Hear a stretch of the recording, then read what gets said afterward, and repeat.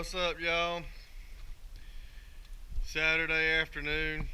Started raining here in eastern North Carolina. Kind of a nasty day is what it's turning into.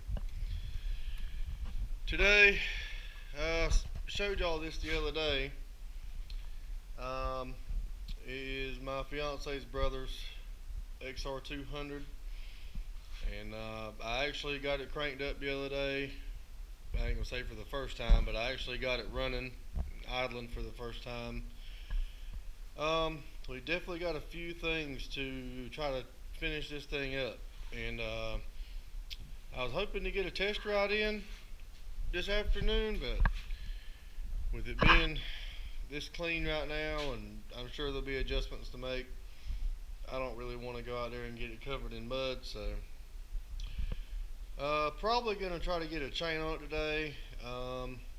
I noticed the other day when I cranked it from the original build, some of the head bolts had vibrated their way loose, so we gotta we need to retorque them back down and try to get a chain on it, and we'll go from there.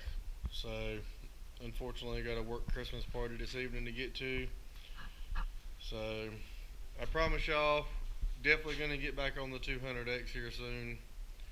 I know, but a little frustrated with it right now, but I've got a few ideas to try to see if we can't figure out what the problem is still. So, and yeah, I'm gonna get this one out of the way. We'll probably start on this 200 sometime after Christmas, maybe try to get it finished up before summer.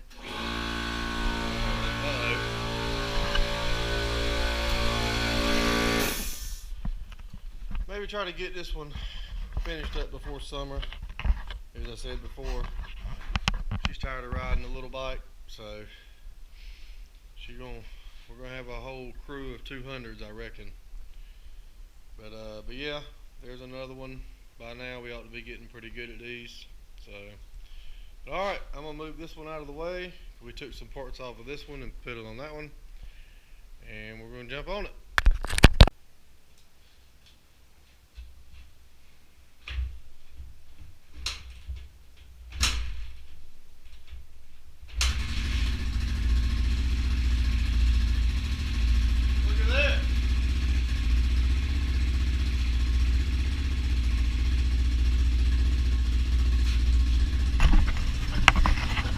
Second kick?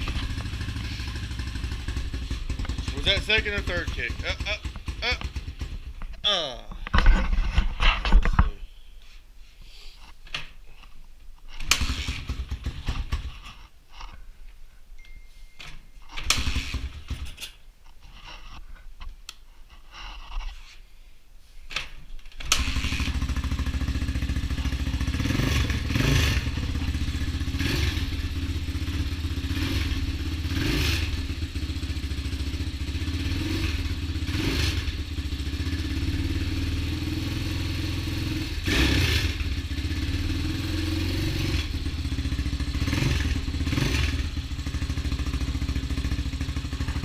I'm not going to complain with the way that sounds.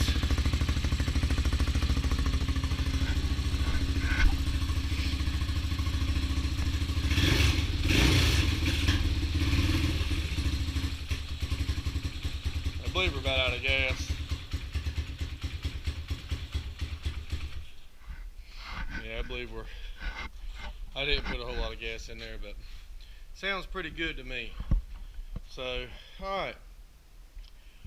I'm gonna get this thing up on a stand, and we'll get started to put the chain on it. Alright, got it on the stand. I'm gonna loosen the axle nut here and try to get it slid all the way forward. You don't want to start out, you want to give your chain some room to stretch out. And you're basically not even really a real mechanic if you don't use adjustable wrenches. I mean, I don't know why you would even bother wasting the time to get a wrench out the right size when you got, a wrench right here that fits everything. So anyway, we're going to get that loosened up, slide the axle forward, and then we're going to get the chain out and get it wrapped around there and see how many lengths you got to cut off.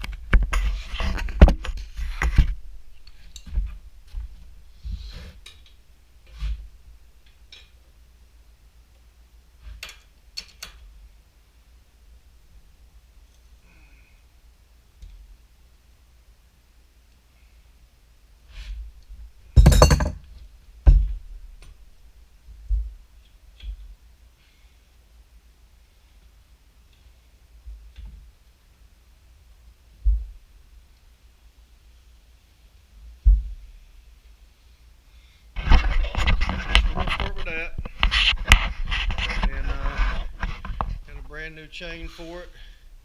So let's get that out and get it wrapped around there and see what we got. Alright, got a brand new DID chain.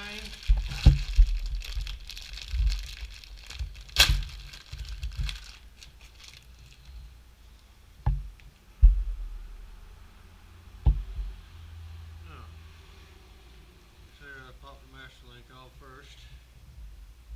Trace that down. There we go.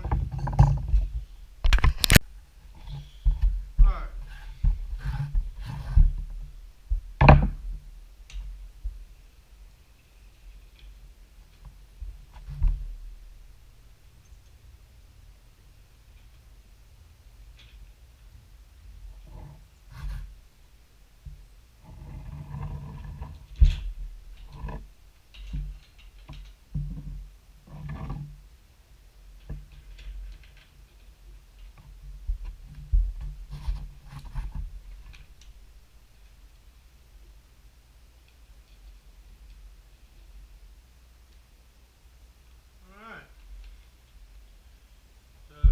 Basically, that's going to be, so we need to knock this out. That's going to, look at there, you got to pay attention to what you're doing. There we go.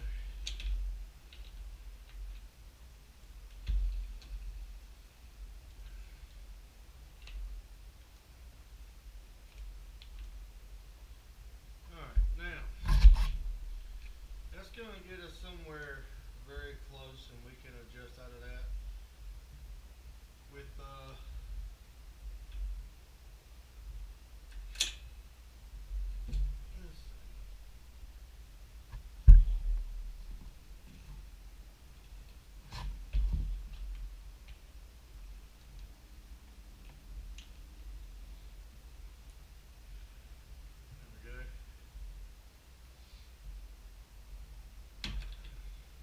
scooting the tire all the way forward. You don't want to go too tight, because you can tighten it at this point, you just can't give it any more. So obviously there's days and days of slack right there. I'm going to get a marker, mark this. This chain actually comes with a link remover tool. I've never used one. Well, I've used some on the older bicycles and stuff when I was a kid, but I've never used them on these chains, so we're going to try it. I've always cut these off with a grinder, but we're going to try it. It might make our lives a whole lot easier. So let me mark that, and we'll try to get rid of the excess chain.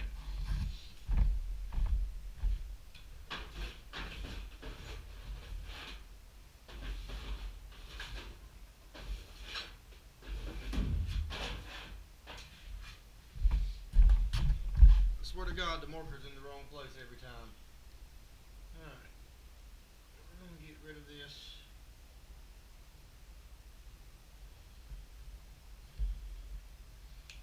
Alright, let's try to use this new tool. Not literally the only one. It takes something like this. It should be a 5-minute ordeal. And now we're going to spend a whole entire afternoon dealing with this. But anyhow.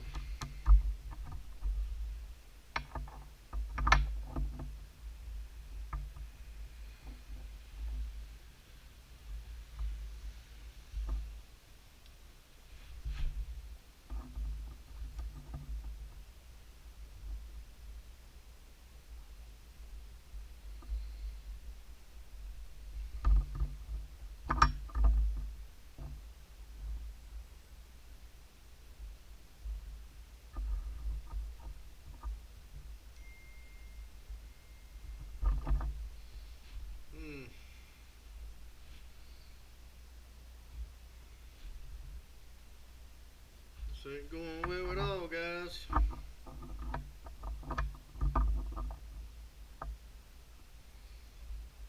don't know if you can see, but the pin that's supposed to push right there is trying to slide off. There.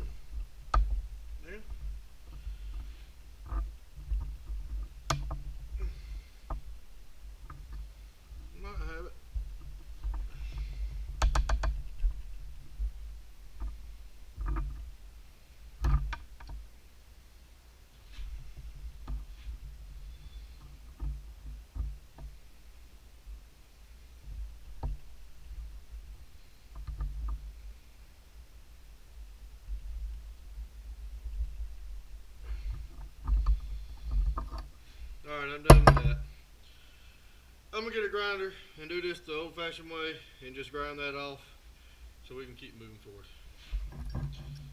These tools here, I've seen them used online in them perfect YouTube videos where the whole shop is beautiful and you know every bolt comes out, no bolts break. Those kind of videos, they work, but my shop, of course, they don't. Alright. After further delay, we got the chain broke. Let me just tell y'all about these DID chains. They are awesome. They run them, the pros run them, you know, blah blah blah. These chains right here are so strong that a grinder, a raggedy chain removal tool, and everything else can't get it apart when you want to have it apart. That's how good these chains are. So, now we got past that. Not that a master link is the world's biggest enemy, but these O-ring chains are aggravating to deal with because of the O-rings. So I'm going to show you how I do it. I start out with, I like to put the brake on the part of a sprocket, the back.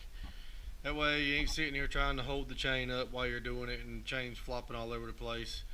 This ain't going anywhere. It's going to hold it where it's supposed to be. So that's what I do. So I'll show you what I use to get the master link on there.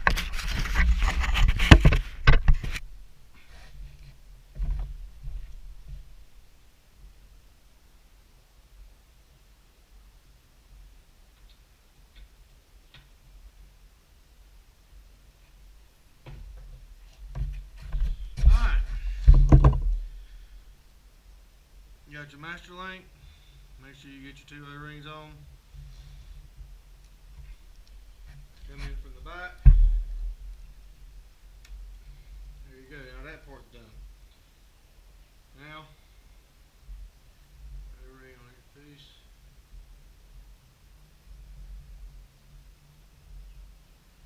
Like that. Now,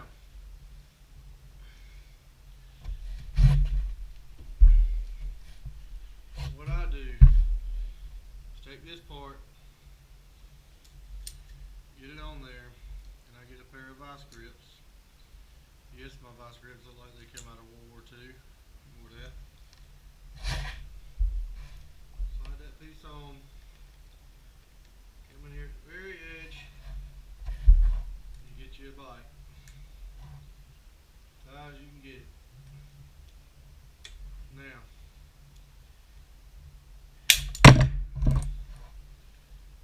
just like that. Not really.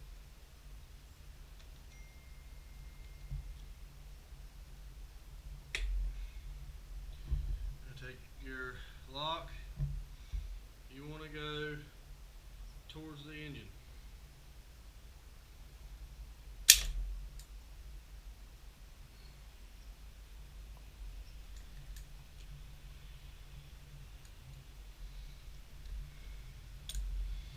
Basically, any way you can find to clamp this chain, to squeeze them O-rings together good enough, you can get it locked on there. Take your needle nose.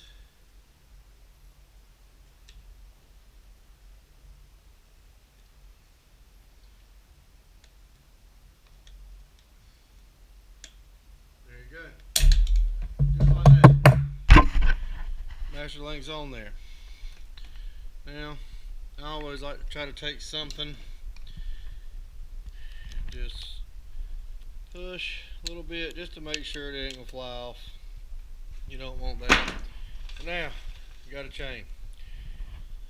Now, when you set these, they have the marker numbers 5, 10, 15, 20 on each side. And obviously, you want to match this number with that number to get it right and lined up. And you know, everybody uses a different method, but I would say somewhere, that's way too much slack there. I would say somewhere between 2 and 3 fingers of slack is about where you want to be. So But we get this tightened up and maybe throw a seat on this and go for a quick spin around the yard. Maybe. Alright, we're back. It's the next day. Yesterday when I left off, I had finished putting the master link on the chain, and we got everything buttoned up. We're waiting for the side plastics to come back, but it's all together now.